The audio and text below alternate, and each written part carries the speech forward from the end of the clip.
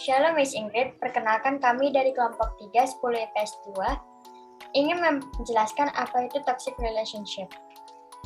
Sebelumnya, perkenalkan terlebih dahulu anggota kelompok kami. Saya Birgita Joy Clarissa, absen 3. Saya Chelsea Gwendara, absen 7.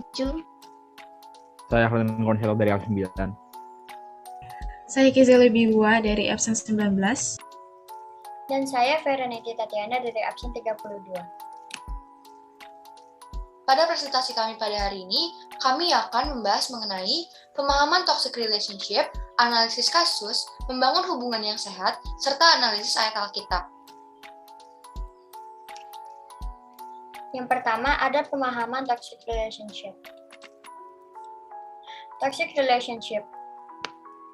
Menurut Dr. Linan Glass, toxic relationship adalah hubungan yang tidak saling mendukung satu sama lain, di mana salah satu pihak berusaha memiliki kontrol yang lebih besar terhadap pihak lain. Toxic relationship dapat terjadi karena adanya konflik tak berkesudahan dan kebutuhan seseorang untuk mengendalikan orang lain. Toxic relationship ini berbahaya bagi kedua belah pihak, baik secara emosional maupun fisik. Suatu hubungan dapat dikategorikan sebagai toxic relationship apabila tidak ada kepercayaan, adanya pengkhianatan, manipulasi, dan lain sebagainya.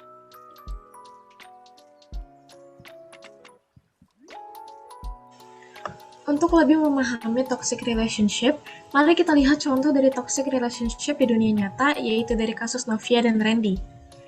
Almarhumah Novia Widyasari adalah mahasiswa Prodi Pendidikan Bahasa Inggris, Fakultas Ilmu Budaya, Universitas Brawijaya, yang berusia 23 tahun. Ia menjalin hubungan pacaran dengan Bribda Randy yang berprofesi sebagai polisi. Menurut Brigjen Slamet Hadi, almarhumah Novia menjalin hubungan dengan Randy sejak Oktober 2019. Selama menjalin hubungan pacaran, almarhumah Novia diseringkali dipaksa oleh Randy untuk berhubungan badan, meskipun sudah ada penolakan dari almarhumah Novia. Randy pun sering melakukan kekerasan pada almarhumah Novia, serta memaksa almarhumah Novia untuk aborsi. Terdapat bukti bahwa selama pacaran, almarhumah Novia telah melakukan aborsi di bawah paksaan Randy sejak Oktober 2019 hingga Desember 2021. Hubungan toxic relationship antara almarhumah Novia dan Randy mengakibatkan almarhumah memutuskan untuk bunuh diri dengan meminum minuman yang bercampur potasium di samping makam ayahnya. Setelah mengetahui latar belakangnya, marilah kita mencari tahu apa penyebab toxic relationship antara Novia Widyasari dengan Bribda Randy. Yang pertama, komunikasi kedua belah pihak bersifat searah. Komunikasi searah antara Randy dengan Novia dapat kita lihat dari Randy yang cenderung menguasai dan mengontrol relasi mereka secara sepihak. Padahal di sini terdapat dua pihak dalam hubungan, yaitu Novia dan juga Randy. Novia juga memiliki peran yang seimbang dengan Randy dalam mengendalikan relasi mereka. Novia seringkali tidak didengarkan Randy, baik pendapat maupun sarannya. Seharusnya, semua hal yang menyangkut relasi mereka didiskusikan bersama-sama sehingga menghasilkan keputusan yang baik bagi relasi mereka. Namun pada kenyataannya, Randy justru membuat Novia tidak berdaya dalam hubungan mereka. Perilaku Randy dapat menyebabkan rasa tidak nyaman bagi Novia dalam menjalankan hubungan mereka. Sehingga hal ini akan berujung pada hubungan yang tidak sehat karena pada dasarnya hubungan yang sehat terjadi komunikasi dua arah yang jelas dan juga terbuka. Yang kedua, hubungan mereka selalu didominasi oleh Randy. Hubungan antara Randy dengan Novia menjadi hubungan yang tidak sehat karena semua aspek dalam hubungan mereka ditentukan oleh Randy seorang. Mari kita telaah. Semua keputusan ditentukan oleh keinginan, kondisi, dan kebutuhan Randy. Hal ini dapat kita lihat ketika Randy memaksa Novia untuk melakukan hubungan suami istri, padahal Novia tidak mau untuk melakukannya. Pada akhirnya, Randy memperkosa Novia. Di sini lagi-lagi kita dapat melihat bahwa Novia dibuat tidak berdaya oleh Randy. Padahal, Novia sudah menolak dan tidak memberikan concern apapun kepada Randy. Ketika Novia meminta pertanggungjawaban Randy pun, Randy dan keluarganya malah menolak karena urusan karir Randy. Bahkan, Randy secara terang-terangan menolak permintaan Novia karena ia memiliki pasangan baru. Di sini kita dapat mengetahui bahwa selain ia mendominasi hubungannya, ia juga tidak setia pada Novia dan juga pada komitmennya sendiri. Selanjutnya adalah ketidakdewasaan dalam menjalani hubungan. Seperti yang kita tahu, dalam menjalani hubungan pacaran, kita harus memiliki kedewasaan. Namun dalam kasus ini, Randy dan Novia belum menunjukkan sikap yang dewasa dalam menjalani hubungan. Randy tidak pernah mau memahami dan menerima keinginan, pendapat, serta perasaan Novia. Ketika ada masalah, Randy cenderung lari dan membebankan semuanya pada Novia. Ketidakdewasaan Randy juga terlihat ketika ia tidak bisa setia dalam hubungannya. Di sisi lain, ketidakdewasaan Novia nampak ketika ia tidak dapat melindungi dirinya sendiri dan cenderung menerima perlakuan Randy atas dirinya. Selanjutnya adalah tindakan manipulatif Randy. Menurut hasil analisis kelompok kami, Randy seringkali memanipulasi Novia dalam hubungan mereka. Hal itu dibuktikan dengan adanya tindakan gaslighting yang dilakukan oleh Randy kepada Novia. Gaslighting adalah bentuk manipulasi yang biasanya terjadi dalam hubungan yang tidak sehat. Bentuk manipulasi ini dilakukan oleh seseorang untuk terlihat berkuasa dan dapat mengontrol orang lain dengan cara membuat korbannya tidak yakin dengan dirinya sendiri. Contohnya, ketika Novia meminta pertanggungjawaban oleh Randy, Randy malah menuduh Novia. Ia menuduh Novia melakukan hal tersebut karena Novia hanya ingin dinikahkan oleh Randy, bukan karena ia hamil. Hal ini jelas menunjukkan sikap Randy yang lari dari tanggung jawabnya dengan memanipulasi Novia. Dampak dari tindakan Randy bagi Novia sangatlah besar. Novia akan mempertanyakan perasaannya, fakta, dan bahkan keadaannya sendiri. Ia meragukan dirinya sendiri, merasa tidak aman, kehilangan harga diri, dan berakhir pada ketidakstabilan mental dan emosi. Selanjutnya, kami akan membahas mengenai kekurangan dalam hubungan mereka yang dapat menyebabkan adanya toxic relationship. Yang pertama, kurangnya sikap kedewasaan dalam menyikapi setiap permasalahan. Untuk membangun relasi pacaran yang baik dan positif, diperlukan kedewasaan dari kedua pihak dalam segala aspek. Sikap Randy yang lari dari masalah dan melempar masalah pada Novia jelas-jelas menunjukkan sikap ketidakdewasaan dan perlu dihilangkan. Hal tersebut akan mengakibatkan hubungan mereka yang tidak sehat karena akan menjadi sebuah beban di dalam hubungan mereka. Yang kedua, kurangnya komunikasi dua arah yang terbuka dan transparan antara kedua belah pihak. Komunikasi adalah poin dan kunci dari sebuah hubungan. Komunikasi antara Novia dan Randy perlu diperbaiki.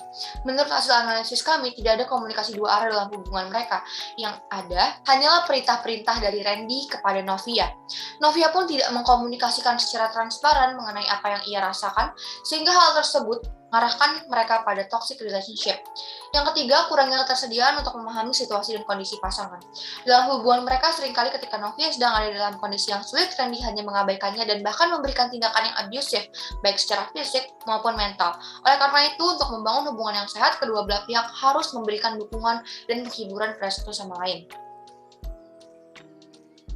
Untuk memahami healthy relationship, mari kita membandingkan dengan toxic relationship dari kasus hubungan Novia dan Randy.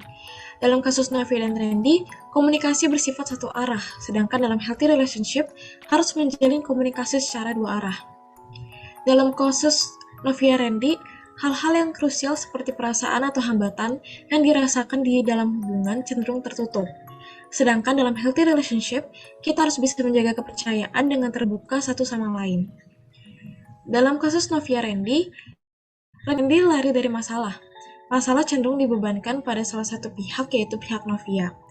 Penyelesaian masalah diambil untuk kepentingan individu, sedangkan dalam healthy relationship, kita harus menyelesaikan masalah secara bersama-sama dengan mempertimbangkan pendapat serta situasi dan kondisi kedua belah pihak. Penyelesaian masalah diambil untuk kebaikan bersama. Dalam kasus Novia Randy, seringkali dilakukan tindakan abusif pada pasangan, sedangkan healthy relationship jauh dari kata kasar dan menindas pasangan. Yang terakhir, dalam kasus Novia Randy, terjadi perselingkuhan yang dilakukan oleh pihak Randy, sedangkan dalam healthy relationship harus memiliki kesetiaan dengan pasangan dan komitmen.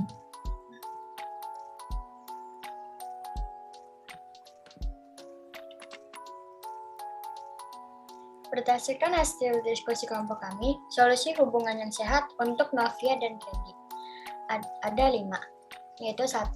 Bangun komunikasi dua arah yang baik dan positif. Yang kedua, bersedia untuk menurunkan ego masing-masing sehingga tidak ada pihak yang lebih mendominasi. Yang ketiga, dapat melindungi diri dan bersikap tegas saat diperlakukan secara tidak baik oleh pasangan. Yang keempat, memahami dan menghargai perasaan pasangan. Dan yang kelima, saling mendukung antar kedua pihak agar tercipta hubungan yang harmonis.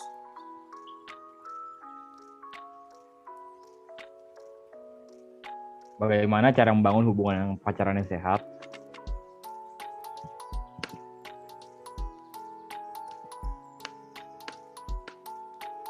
Cara membangun hubungan pacaran yang sehat ada banyak. Salah limanya ada 1, bersikap terbuka dan saling percaya antara pasangan.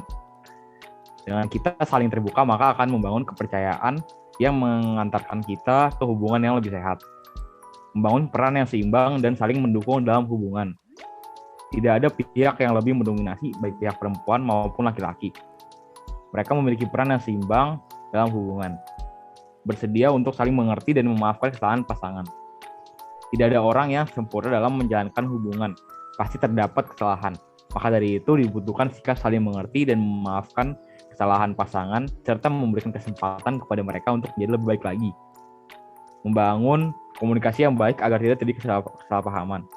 Kesalahpahaman dapat terjadi ketika dalam hubungan pacaran tidak dibangun komunikasi yang baik. Maka dari itu komunikasi dua arah sangat diperlukan agar hubungan dapat menjadi lebih sehat.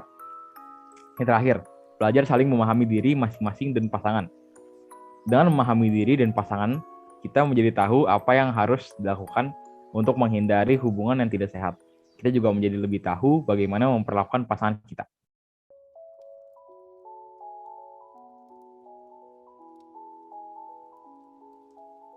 Selanjutnya ada perspektif Alkitab mengenai relasi yang sehat.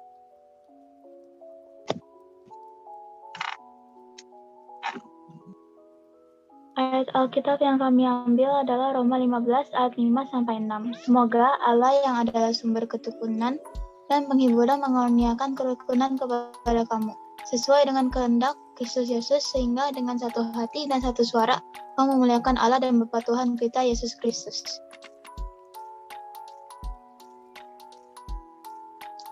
Berikut adalah hasil analisis yang kami dapatkan. Hubungan yang sehat dalam perspektif bacaan tersebut adalah dengan bertindak sesuai dengan kehendak Tuhan Yesus Kristus. Dengan menjalani hubungan sesuai dengan kehendak Tuhan, kita dapat memiliki hubungan yang sehat, positif, bermakna, dan berkenan di hati Allah.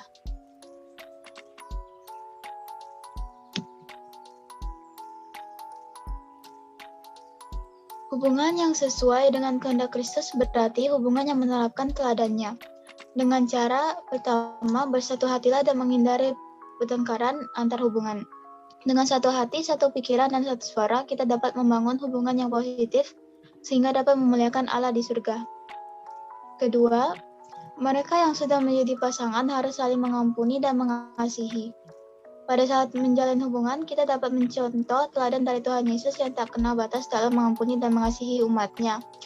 Meneladani Kristus sendiri sama juga artinya dengan kita yang mau memaafkan dan memberikan kesempatan kepada pasangan kita apabila ia melakukan kesalahan yang telah menyakiti hati kita sendiri. Ketiga, Allah itu adalah sebagai sumber ketukunan dan penghiburan, mengaruniakan kerukunan kepada kita semua. Jadi menjaga kerukunan dalam hubungan kita adalah sangat penting. Kerukunan yang membuat kita hidup dengan nyaman, tentram, dan damai sesuai dengan kehendak Kristus Yesus. Yang keempat, membuang akar pahit, kecewa, dan dendam di dalam hubungan kita. Hal tersebut akan menjadi bibit kebencian yang akan membuat hubungan kita menjadi tidak sehat.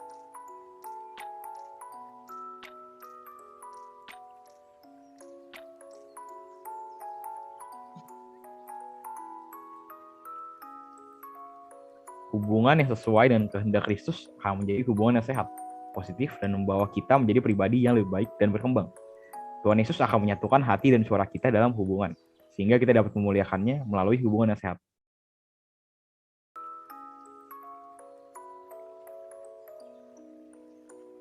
Sekian presentasi dari kelompok kami, kelompok 3. Mohon maaf jika ada kesalahan kata atau menyinggung perasaan. Semoga presentasi kami bermanfaat bagi kita semua. Terima kasih.